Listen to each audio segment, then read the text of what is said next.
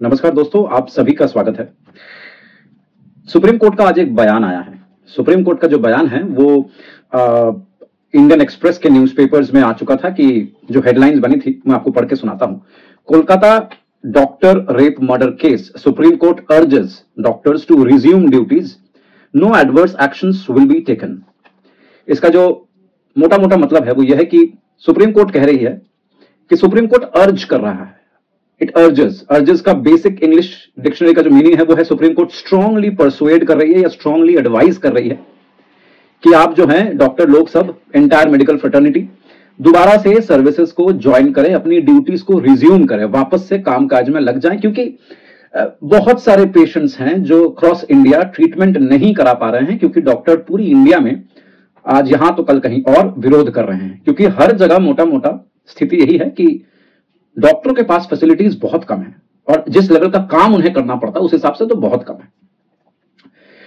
अब सवाल ये उठता है कि क्या डॉक्टरों को अपनी सर्विसेज रिज्यूम कर लेनी चाहिए, क्योंकि अगर ऐसा होता है तो इसका बेसिक मतलब यह होगा कि सुप्रीम कोर्ट पे, हमारी जस्टिस सिस्टम पे जनता को फिर से विश्वास करना पड़ेगा कि हां ठीक है, हम ज्वाइन कर लेते हैं, अपनी जो जुडिशरी है वो सही तरीके से काम करेगी और न्याय जो है बहुत जल्द देगी। अब इसमें सवाल ये उठता है कि सुप्रीम कोर्ट ने ऐसा इसलिए भी कहा है क्योंकि उन्होंने बोला बहुत सारे इनोसेंट पेशेंट्स हैं जो ट्रीटमेंट नहीं करा पा रहे हैं।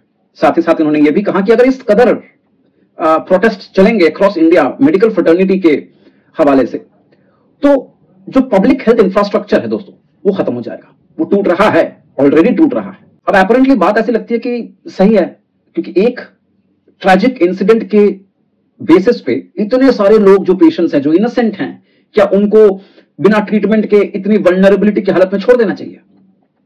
तो इसका काउंटर मैं अभी देने वाला हूं। पहली चीज तो यह है कि इतना जो सरकार और उसकी जो स्ट्रक्चर को हिला दिया गया है वो इसीलिए हो पाया है क्योंकि मेडिकल फैसिलिटीज जो है वो एक अहम जरूरत है जिसके ना होने पे एक्चुअली में देश के लोगों को फर्क पड़ेगा।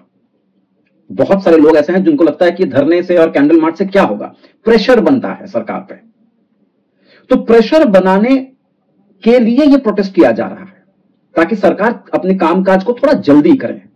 ऑलरेडी 12-14 दिन हो चुके हैं, जनता के सामने कोई भी पुख्ता डेवलपमेंट इस केस को लेकर के नहीं आया है, तो प्रेशर बनाना जरूरी है और इस अहम जरूरत को पूरा किया जा रहा है इन प्रोटेस्ट के द्वारा।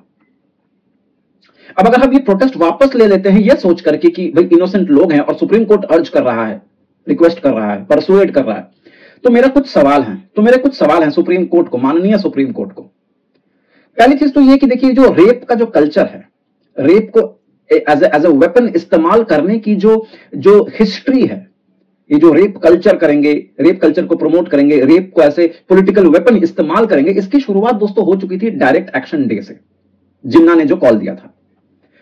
उसके बाद जिन इनोसेंट पेशेंट्स की बात सुप्रीम कोर्ट कर रही है, तो ये डॉक्टर्स भी तो इनोसेंट हैं, उनकी जान की सुरक्षा कौन करेगा अगर दोबारा यह घटना घटती है तो?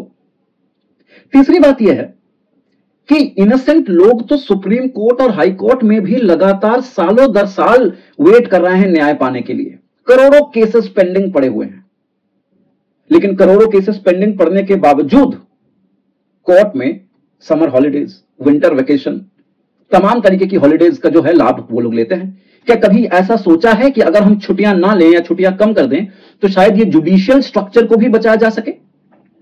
आज डॉक्टर लोग सर्विस नहीं दे रहे हैं तो आप कह रहे हैं कि हेल्थ इंफ्रास्ट्रक्चर जो है देश का बर्बाद हो जाएगा। तो इतने करोड़ केसेस पेंडिंग होने के बावजूद भी अगर जजेस लोगों की छुट्टियां जो है उसमें कोई कटौती नहीं होती है, जिसके सामने इतने सारे इनोसेंट लोग वेट कर रहे हैं न्याय पाने का, जस्टिस पाने का, तो उस केस में जुडिशियल सिस्टम या जुडिशियल इंफ्रास्ट्रक्चर कॉम्प्रोमाइज नहीं हो रहा है। लेकिन आपकी छुट्टी चलती रहे, आपकी छुट्टी में कोई कटौती ना हो, लेकिन यहां डॉक्टर अपने लाइफ रिस्क लेकर के दोबारा आपकी बात के ऊपर अश्योरेंस आपसे पा करके फिर से ज्वाइन करें। यह कैसा अर्ज है, यह कैसी एक तरफा रिक्वेस्ट सुप्रीम कोर्ट कर रही है? मेरे हिसाब से अगर डॉक्टरों ने फिर से ज्वाइन किया, इस मूवमेंट को बहुत ज्यादा ढीलापन मिल जाएगा। साइड बाय साइड जो है इसकी इन्वेस्टिगेशन चलती रहेगी, महीना 2 महीना बीत जाएगा। वो प्रेशर जो सरकार पे होना चाहिए कि हाँ इतने समय में करना है, वो शायद कहीं ना कहीं गलत हो जाएगा। दूसरी बात यह है कि सरकार कह रही है कि पब्लिक को जुडिशरी पर ट्रस्ट करना चाहिए, पब्लिक को चाहिए कि भाई आप हम पे ट्रस्ट करें, डॉक्टरों को चाहिए आप हम पे ट्रस्ट करें, हम इन्वेस्टिगेशन कर रहे हैं। ये ट्रस्ट ऐसी जबानें आती नहीं है। मैं वजह बताता हूं। वजह यह है कि जब ये कांड हुआ या जिस दिन ये कांड हुआ कलकत्ते के आरजीकर हॉस्पिटल में, उसके बाद जो पूरे देश में बवाल मचा, इन सब के बीच में भी हमारे देश में उत्तराखंड में एक नर्स के साथ यही सलूक हुआ है। बंगाल में पिछले 1 या 2 दिन पहले similar kind of an activity हुई है जहां पे एक महिला को मरा हुआ पाया गया खून से लथपथ। इसके अतिरिक्त बदलापुर, सबको पता है, 2 माइनर बच्चियों का या माइनर बच्चियों के साथ बहुत ही दुष्कर्म हुआ है। तो यह सब तो साइड बाय साइड चल ही रहा है।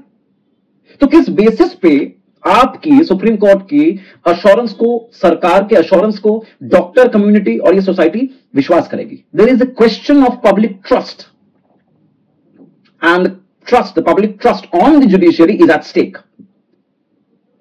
और मैं ये सब बातें इसलिए भी कह रहा हूं क्योंकि जो प्राइम अक्यूज्ड है उसने भी अभी तक कुछ मुंह नहीं खोला है। जो आरजीकर के फॉर्मर एलिज्ड जितने सारे क्राइम्स में हैं, उनके खिलाफ एलिगेशंस हैं, संदीप घोष, इनको कहा जा रहा है, सुनने में आ रहा है, टीवी में अभी भी चल रहा है कि उनको as officer on special duty appoint किया जा रहा है, वो भी स्वास्थ्य भवन में। तो ये सब चीजें जब पैरेलली ये सब घटनाएं घट रही है, how can the medical fraternity and the society can believe on the assurances given by the judiciary और बाय द गवर्नमेंट? तो मुझे बिल्कुल नहीं लगता है कि दोबारा काम को ज्वाइन करने ना चाहिए, क्योंकि अगर हम ऐसा करते हैं तो जाहिर सी बात है यह मूवमेंट बहुत ढीला पड़ जाएगा, यह दबाव रहना जरूरी है। एक और बात मैं यहां पे कहना चाहता हूं कि कल टीएमसी के एक प्रवक्ता हैं, उन्होंने एक ट्वीट किया था। उस ट्वीट में उन्होंने कहा है कि एक मीडिया चैनल है एबीपी आनंद या एबीपी आनंद, जो बंगाली में न्यूज चलाती है, 24 घंटा एक न्यूज चैनल है। उन्होंने 2022 में संदीप घोष को मंच पे बुलाकर आरजीकर हॉस्पिटल को स्वास्थ्य रत्न का अवार्ड दिया था, और आज यही चैनल संदीप घोष को ऊपर जो है ट्रोल कर रही है, इस तरीके की बातें कर रही है। जब ये ट्वीट आया दोस्तों, तो एबीपी के जो मीडिया हाउस के जो प्रचारक हैं, प्रचारक तो नहीं कहेंगे, जो एंकर हैं, उन्होंने कल इस बात की पुष्टिकरण करी है कि देखिए ऐसा कुछ भी नहीं है, ये ट्वीट जो है बिल्कुल बेबुनियाद है, गलत है, क्योंकि हमने आरजीकर हॉस्पिटल को सम्मानित किया था, हमने उस व्यक्ति को सम्मानित नहीं किया था। बाकायदा वो जिस दिन 2022 में ट्रॉफी दी गई थी, सम्मानित किया गया था, उसके पीछे की जो बैकग्राउंड है उसमें भी लिखा गया है कि आरजीकर हॉस्पिटल, जो सर्टिफिकेट मिला था उसमें भी लिखा हुआ है आरजीकर हॉस्पिटल। तो एक अच्छा तर्क दिया गया है। लेकिन मेरा एक सवाल है, सवाल एक्चुअली में यह है कि एबीपी चैनल खुद कह रही है कि 2021 में आरजीकर हॉस्पिटल में बहुत सारे इलीगल काम हो रहे थे, बहुत सारे इरेगुलरिटीज हो रही थी, जिसको एबीपी ने एक्सपोज किया था। तो अगर ये एबीपी ने 2021 में एक्सपोज किया है, तो 2022 में ऐसी क्या डेवलपमेंट हो गई एक साल में कि उस आरजीकर हॉस्पिटल को आप स्वस्थ रत्न का अवार्ड दे रहे हैं? ये पहली चीज है। दूसरी चीज यह है कि बार बार जो है एबीपी के जो एंकर हैं वो ये कह रहे थे कि 136 साल पुरानी सभ्यता को, तो 36 साल की जो हिस्ट्री रही है आरजीकर हॉस्पिटल की, हमने उसको सम्मानित किया है। तो इस कॉन्टेक्स्ट में मेरा एक ही सवाल है कि क्या यह award life time achievement award था? दूसरी बात, व्हाट आर द क्राइटेरियाज, कौन से क्राइटेरियाज को आपने देखकर इस अवार्ड को आरजीकर हॉस्पिटल को दिया था? और ये दोनों चीजें जानने का प्रत्येक नागरिक को हक है, क्योंकि यहां पे ऐसा लग रहा है कि मीडिया भी बहुत ज्यादा बायस्ड है। जिस तरफ हवा चलती है, जिस तरफ पानी का जो फ्लो होता है, मीडिया उसी का गुण गाने लगती है। It's not an independent media house. यह बात सही है कि जो अवार्ड है वो आरजीकर हॉस्पिटल को मिला था, लेकिन जो आरजीकर हॉस्पिटल को मिला था वो किस क्राइटेरिया पे मिला था? क्योंकि 2022 से पहले 21 में आप ही के चैनल ने आरजीकर हॉस्पिटल में चल रही इरेगुलरिटीज को एक्सपोज किया था। तो एक साल में ऐसा क्या परिवर्तन आ गया कि उस हॉस्पिटल को आपको अवार्ड देना पड़ गया? और रही बात ट्वीट की जो कुणाल घोष ने करी है टीएमसी की तरफ से, मैं उस पर कोई डिफेंड नहीं करना चाहता, वो ऐसे ही बहुत ही बेवकूफ इंसान है और बेवकूफों की तरह उन्होंने एक ट्वीट किया है। लेकिन ये जो दो सवाल मैंने करे हैं, इसका जवाब एबीपी आनंदों से डिमांड करना एक नागरिक का हक है। और रही बात डॉक्टर को रिज्यूम करना चाहिए, मैं बिल्कुल नहीं मानता हूं, क्योंकि अभी तक कोई भी डेवलपमेंट नहीं दिख रहा है। तो कोर्ट की अश्योरेंस पे बिलीव करना बहुत ही मुश्किल होता जा रहा है। अगर आप लोग दोस्तों सहमत हैं इस बात से तो जरूर से कमेंट सेक्शन में अपने जो इंपॉर्टेंट थॉट्स हैं उसको शेयर करें। नमस्कार।